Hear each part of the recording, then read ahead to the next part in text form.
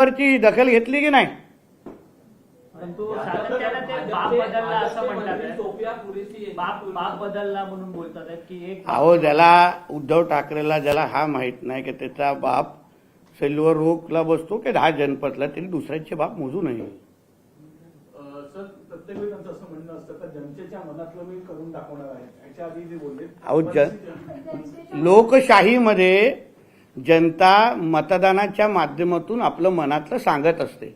लोकशाहीमध्ये जनतेने विधानसभेच्या निवडणुकीच्या निमित्ताने आपल्या मनातलं काय आहे हे सांगून टाकलंय की आमच्या मनात महायुतीचं सरकार आहे, आमच्या मनामध्ये भारतीय जनता पक्ष आहे, आमच्या मनामध्ये शिवसेना आहे, आमच्या मनामध्ये राष्ट्रवादी काँग्रेस आहे, सांगून टाकले. आता कसलं जनतेचं मन शोधत बसताय? दुसरं काय काम राहिलं नाही की काय? भाजपचे मंत्री सोफिया कुरेशी पण ते तुलना पाकिस्तानची बहीण म्हणून करतात. हेच का तुमचं खरं हिंदुत्व?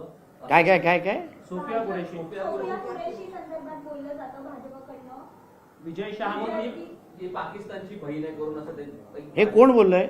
विजय शहा जे मध्य प्रदेशचे मंत्री आहेत. मी स्टेटमेंट बघितलं नाही, न बघणार स्टेटमेंटला मी कसं बघलो ना. परंतु सातत्यानं उद्धव ठाकरे आपल्या भाषणांमध्ये असं वारंवार म्हणतात की माझा बाप चोरतात आहे. शिवसेनेचा एकीकडे शिंदेचा मेळावा सुरू असताना ते म्हणतात की अरे, ज्याला महाविकास आघाडीची सत्ता असताना स्वतःच्या वडिलांचं नाव, स्वतःच्या बापाचं नाव लावायला ज्याला लाज वाटायची, तुला तुझ्या वडिलांची एवढी चिंता किंवा एवढा अभिमान आहे ना, तर राहुल गांधी स्टेजवर असताना तू हिंदू हृदय सम्राट बोलण्याची हिंमत तरी कर.